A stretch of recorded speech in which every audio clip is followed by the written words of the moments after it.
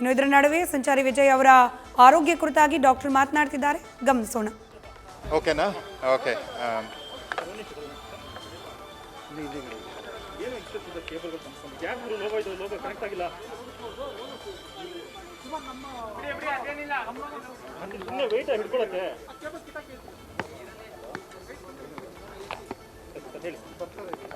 ಸಂಚಾರಿ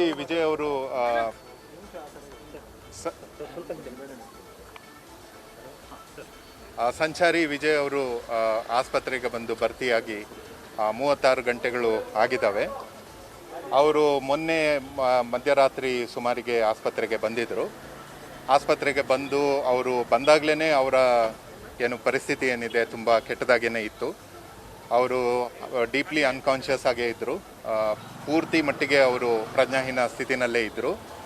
ಆದರೆ ಅವರು ಉಸಿರಾಡ್ತಾ ಇದ್ದರು. ಸೊ ಉಸಿರಾಡ್ತಾ ಇದ್ದ ಒಂದು ಉದ್ದೇಶದಿಂದ ನಾವು ಅವ್ರಿಗೆ ಇಮಿಡಿಯೇಟಾಗಿ CT ಸ್ಕ್ಯಾನ್ ಮಾಡಿದ್ವಿ, ಬ್ರೈನ್ದು CT ಸ್ಕ್ಯಾನ್ ಮಾಡಿದ್ವಿ. ಆ ಬ್ರೈನ್ CT ಸ್ಕ್ಯಾನ್ ಮಾಡಿದ ತಕ್ಷಣ ಅವರಿಗೆ ಮಿದುಳಿನ ಬಲಭಾಗದಲ್ಲಿ ಬಹಳಷ್ಟು ಜಾಸ್ತಿ ಮಟ್ಟಿಗೆ ಏಟು ಹೊಡೆತ ಬಿದ್ದಿತ್ತು ಬಲಗಡೆ ಮಿದುಳಿಗೆ. ಅದೇ ಥರ ಏನಾಗಿತ್ತು ಅಂದರೆ ಮಿದುಳು ಒಳಗಡೆ ಕೂಡ ರಕ್ತಸ್ರಾವ ಆಗಿತ್ತು. ಮಿದುಳು ಮೇಲೆ ಊತ ಬಾವು ಭಾಳ ಜಾಸ್ತಿ ಮಟ್ಟಿಗೆ ಇತ್ತು. ಸೊ ಇಮಿಡಿಯೇಟಾಗಿ ನಾವು ಫ್ಯಾಮಿಲಿ ಹತ್ರ ಮಾತಾಡಿದ್ವಿ. ಫ್ಯಾಮಿಲಿ ಅವ್ರಿಗೆ ನಾವೆಲ್ಲ ಎಕ್ಸ್ಪ್ಲೇನ್ ಮಾಡಿ ಇಮಿಡಿಯೇಟಾಗಿ ನಾವು ಸರ್ಜರಿ ಮಾಡಿಬಿಟ್ವಿ. ಇನ್ಫ್ಯಾಕ್ಟ್ ನಾನು ವಿದಿನ್ ಫ್ಯೂ ಮಿನಿಟ್ಸಲ್ಲೇ ಅವ್ರನ್ನ ನಾವು ಶಿಫ್ಟ್ ಮಾಡಿದ್ವಿ. ನಾನು ಇಲ್ಲೇ ಇದ್ದೆ. ಸುಮಾರು ಒಂದು 4-4:30 ಗಂಟೆ ಬೆಳಿಗ್ಗೆ ಅಷ್ಟರಲ್ಲಿ ನಾನು ಸರ್ಜರಿ ಮುಗಿಸಿದೆ. ಅದೇನು ಮಿದುಳಿನ ಏನು ಒಳಗಡೆ ರಕ್ತಸ್ರಾವ ಆಗಿತ್ತು ಅದನ್ನು ನಾವು ಆಪ್ರೇಷನ್ ಮಾಡಿ ತೆಗೆದ್ವಿ. ಆಪ್ರೇಷನ್ ಮಾಡಿ ತೆಗೆದು ಊತವನ್ನು ಕಮ್ಮಿ ಮಾಡೋಕ್ಕೆ ನಾವು ಕೆಲವು ಪ್ರೊಸೀಜರ್ ಎಲ್ಲ ಮಾಡ್ತೇವೆ. ಅದನ್ನು ಮಾಡಿ ಸುಮಾರು 4-4:30 ಸುಮಾರು ಅವ್ರನ್ನ ಮತ್ತೆ ನ್ಯೂರೋ ICUಗೆ ಶಿಫ್ಟ್ ಮಾಡಿ ಮತ್ತೆ ಅಲ್ಲಿಂದ ನಾವು ಟ್ರೀಟ್ಮೆಂಟ್ ಕಂಟಿನ್ಯೂ ಮಾಡ್ತಾನೆ ಇದ್ದೇವೆ. ಏನಾಗ್ತಾ ಇದೆ ಅಂದರೆ ಈಗ 36 ಗಂಟೆ ಆದ ಬಳಿಕನೂ ಕೂಡ ಅವ್ರದ್ದು ಈ ಬ್ರೈನ್ ಕಡೆಯಿಂದ ಅಂದರೆ ನ್ಯೂರಾಲಜಿಕಲ್ ರೆಸ್ಪಾನ್ಸ್ ಕಡೆಯಿಂದ ಯಾವುದೇ ಥರದ್ದು ರೆಸ್ಪಾನ್ಸ್ ಆಗ್ತಾ ಇಲ್ಲ. ಮೊದಲು ಅಟ್ಲೀಸ್ಟ್ ಅವರು ಉಸಿರಾಡ್ತಾ ಇದ್ದರು, ಬ್ರೀದ್ ಮಾಡ್ತಾಯಿದ್ರು. ಈಗ ಬರ್ತಾ ಬರ್ತಾ ಏನಾಗ್ತಾ ಇದೆ, ಈವನ್ ಅವ್ರದ್ದು ಬ್ರೀದಿಂಗ್ ಕೆಪಾಸಿಟಿ ಕೂಡ ಈಗ ಇಲ್ಲ ಅವ್ರದ್ದು. ಅದೇ ಥರ ನಾವು ಹಲವಾರು ಬ್ರೈನ್ ಬಗ್ಗೆ ನಾವು ಹಲವಾರು ರೆಸ್ಪಾನ್ಸಸನ್ನು ನಾವು ಕ್ಲಿನಿಕಲಿ ಎಕ್ಸಾಮಿನ್ ಮಾಡಿ ನೋಡಿದಾಗ ಏನಾಗ್ತಾ ಇದೆ ಅಂದರೆ ಎಲ್ಲ ಬ್ರೈನ್ದು ಫಂಕ್ಷನ್ಸು ಎಲ್ಲನೂ ಬ್ರೈನ್ದು ಏನು ಕೆಲಸ ಚಟುವಟಿಕೆ ಏನಿದೆ ಅದು ಎಲ್ಲನೂ ನಿಂತು ಹೋಗಿದೆ.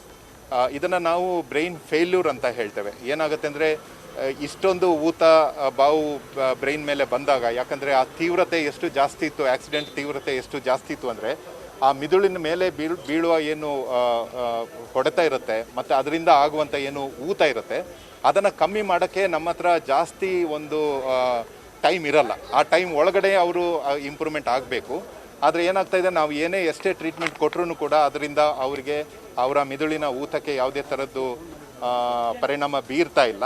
ಇದೊಂದು ತೀವ್ರ ಸ್ವರೂಪದ ಬ್ರೈನ್ ಇಂಜುರಿ ಆಗಿರೋದ್ರಿಂದ ಅವ್ರಿಗೆ ಅದರಿಂದ ಈಚೆ ಬರೋಕ್ಕೆ ಆಗ್ತಾ ಇಲ್ಲ. ಈಗದ ಪರಿಸ್ಥಿತಿನಲ್ಲಿ ಈಗ ನಾನು ಅವ್ರನ್ನ ಜಸ್ಟ್ ನೋಡಿಕೊಂಡೇ ಬರ್ತಾ ಇರೋದು. ಅವ್ರದ್ದು ಬ್ಲಡ್ ಪ್ರೆಷರು, ಅವ್ರದ್ದು ಏನು ದೈಹಿಕ ಏನು ಫಂಕ್ಷನ್ಸ್ ಇದೆಯೋ ಅದೆಲ್ಲ ಓಕೆ. ಅವರು ಯೂರಿನ್ ಪ್ರೊಡ್ಯೂಸ್ ಮಾಡ್ತಾ ಇದ್ದಾರೆ, ಬ್ಲಡ್ ಪ್ರೆಷರ್ ಎಲ್ಲ ಸರಿ ಇದೆ. ಆದರೆ ನ್ಯೂರಾಲಜಿಕಲಿ ಅಂದರೆ ಬ್ರೈನ್ ಕಡೆಯಿಂದ ಅವ್ರದ್ದು ಯಾವುದೂ ರೆಸ್ಪಾನ್ಸ್ ನಮಗೆ ಕಂಡು ಬರ್ತಾ ಇಲ್ಲ. ಈ ಸ್ಟೇಜ್ ಏನಾಗುತ್ತೆ, ಇದೇ ಥರ ಕಂಟಿನ್ಯೂ ಆದರೆ ಇದು ಬ್ರೈನ್ ಫೇಲ್ಯೂರ್ ಸ್ಟೇಜಿಗೆ ಹೋಗುತ್ತೆ. ಬ್ರೈನ್ ಫೇಲ್ಯೂರ್ ಸ್ಟೇಜಿಗೆ ಹೋದ ತಕ್ಷಣ ಏನಾಗುತ್ತೆ ಅಂದರೆ ಮತ್ತೆ ಅವರು ಮರುಕಳಿಸಿದಾಗಲಿ ಅಥವಾ ಅವರು ಮತ್ತೆ ಅವ್ರದ್ದು ಯಾವುದೇ ಥರದ್ದು ಬ್ರೈನ್ ಫಂಕ್ಷನಿಂಗ್ ಮತ್ತೆ ವಾಪಸ್ ಬರೋದು ಸಾಧ್ಯತೆ ಕಮ್ಮಿ ಆಗುತ್ತೆ.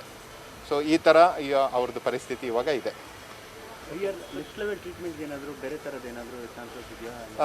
ಅವ್ರಿಗೆ ಏನೇನು ಟ್ರೀಟ್ಮೆಂಟ್ ಕೊಡಬೇಕು, ಈಗ ಬ್ರೈನ್ ಮಿದುಳುಗೆ ಬಿದ್ದಿರೋ ಹೊಡೆತನೇ ಇರ್ಬೋದು ಅಥವಾ ಸ್ಟ್ರೋಕೇ ಇರ್ಬೋದು, ಇವಕ್ಕೆಲ್ಲ ಏನು ಟ್ರೀಟ್ಮೆಂಟ್ ಇರುತ್ತೆ ಅದರದ್ದೆಲ್ಲ ಪ್ರೋಟೋಕಾಲ್ ಪ್ರಕಾರನೇ ನಾವು ಟ್ರೀಟ್ಮೆಂಟ್ ಕೊಡ್ತಾ ಇರೋದು.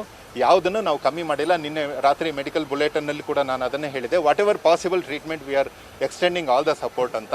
ನಾವು ಯಾವುದೇ ಟ್ರೀಟ್ಮೆಂಟು ಇದು ಕೊಡಬೇಕು ಅಥವಾ ಕೊಡಬಾರ್ದು ಅಂತ ಏನೂ ಇಲ್ಲ. ನಾವು ಏನೇನಾಗುತ್ತೋ ಎಲ್ಲವನ್ನು ಕೊಡ್ತಾ ಇದ್ದೇವೆ, ಕೊಟ್ಟು ಮುಗಿಸಿದ್ದೇವೆ ಕೂಡ. ಇಲ್ಲ, ಏನಾಗ್ತಾ ಇದೆ, ಈ ಬ್ರೈನ್ ಫೇಲ್ಯೂರ್ ಸ್ಟೇಜಲ್ಲಿ ಏನಾಗ್ತಾ ಇದೆ ಅಂದರೆ ಬ್ಲಡ್ ಪ್ರೆಷರ್ ಇದ್ದಂಗೆ ಇರಲ್ಲ.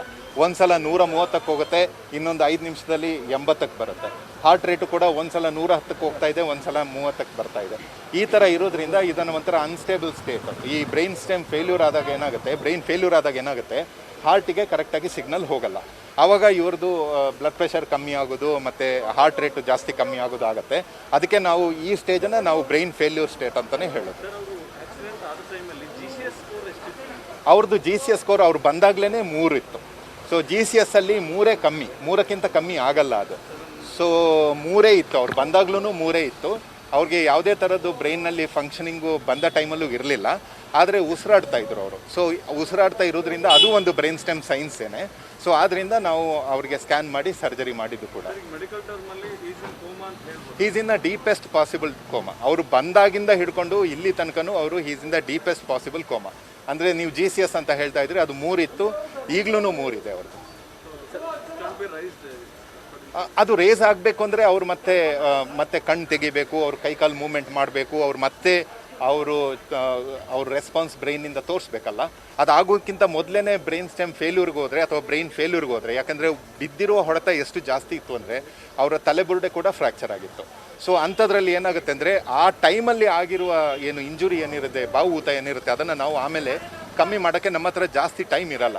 ಅದಕ್ಕಿಂತ ಮೊದಲೇ ಅವರು ಡಿಟೇರಿಯೇಟ್ ಆಗಿ ಅದು ಸ್ಪಂದಿಸದೇ ಇರ್ಬೋದು ಟ್ರೀಟ್ಮೆಂಟ್ಗೆ. ಅದೇ ಥರ ವಿಜಯ್ ಅವ್ರ ಕೇಸಲ್ಲೂ ಅದೇ ಥರ ಆಗ್ತಾ ಇದೆ. ಈ ಥರ ಕೇಸಲ್ಲಿ ಪೇಷಂಟ್ಸ್ ರಿಕವರ್ ಆಗುತ್ತೆ, ಯಾವ ಥರ ಇರುತ್ತೆ, ರಿಕವರಿ ಹಿಂಗೆ ಆಗ್ತಾರೆ, ಅದ್ರ ಬಗ್ಗೆ ಹೇಳೋದಾದ್ರೆ ಅದೇ ಡಾಕ್ಟರ್ ನೋಡಿ, ಈ ಥರ ಬ್ರೈನ್ ಸ್ಟೆಮ್ ಫೇಲ್ಯೂರ್ಗೆ ಹೋದ್ಮೇಲೆ ಅಥವಾ ಬ್ರೈನ್ ಫೇಲ್ಯೂರ್ಗೆ ಹೋದ್ಮೇಲೆ ನ್ಯೂರಾಲಜಿಕಲ್ ರಿಕವರಿ ಅಂತೂ ಇರಲ್ಲ. ನ್ಯೂರಾಲಜಿಕಲ್ ರಿಕವರಿ ಅಂದರೆ ಮತ್ತೆ ಅವ್ರು ಕಣ್ಣು ಬಿಡೋದು, ಮಾತಾಡೋದು, ಮಾತು ಅರ್ಥ ಆಗೋದು, ನೋಡೋದು, ಪ್ರಜ್ಞೆ ಬರುವಂಥದ್ದು ಅವು ಏನೂ ಆಗಲ್ಲ. ಆದರೆ ಏನಿರುತ್ತೆ ಅಂದರೆ ಬ್ಲಡ್ ಪ್ರೆಷರು, ಆಮೇಲೆ ಪಲ್ಸ್ ರೇಟು, BP, ಯಾಕಂದರೆ ಅವರು ಫುಲ್ ಲೈಫ್ ಸಪೋರ್ಟ್ ಸಿಸ್ಟಮಲ್ಲಿ ಇದ್ದಾರೆ, ವೆಂಟಿಲೇಟರ್ ಮೇಲೆ ಇದ್ದಾರೆ. ಸೊ ವೆಂಟಿಲೇಟರ್ ನಾವು ಎಲ್ಲಿ ತನಕ ಇಡ್ತೇವೋ ಅಲ್ಲಿ ತನಕನೂ ಎಲ್ಲ ಕೆಲಸ ಕಾರ್ಯಗಳು ನಡ್ಕೊಂಡು ಹೋಗ್ತವೆ.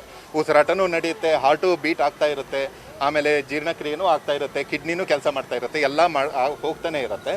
ಸೊ ಆದ್ದರಿಂದ ಫುಲ್ ಲೈಫ್ ಸಪೋರ್ಟ್ ಸಿಸ್ಟಮ್ನ ನಾವು ಕಂಟಿನ್ಯೂ ಮಾಡ್ತೇವೆ. ಫ್ಯಾಮಿಲಿಗೆ ಮಾಹಿತಿ ಕೊಟ್ಟಿದ್ದೀರಿ? ಫ್ಯಾಮಿಲಿ ಅವರು ಇಲ್ಲೇ ಇದ್ದಾರೆ, ಸಿದ್ದೇಶ್ ಇಲ್ಲೇ ಇದ್ದಾರೆ. ಸೊ ಫ್ಯಾಮಿಲಿ ಇಲ್ಲೇ ಇದ್ದಾರೆ. ನಾವು ಅವ್ರ ಬಗ್ಗೆ ಫ್ಯಾಮಿಲಿ ಬಗ್ಗೆ ಎಲ್ಲ ಹೇಳಿದ್ದೇವೆ. ಸೊ ಸಿದ್ದೇಶ್ ಮಾತಾಡಿ. ನ್ಯೂಸ್ ಫಸ್ಟ್ ಪ್ರತಿಕ್ಷಣ ನಿಮ್ಮೊಂದಿಗೆ.